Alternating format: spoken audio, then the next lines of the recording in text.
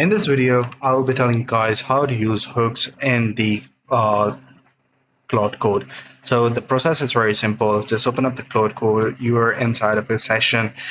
Use the slash command, use hooks, and there will be a lot of hooks that you guys can use.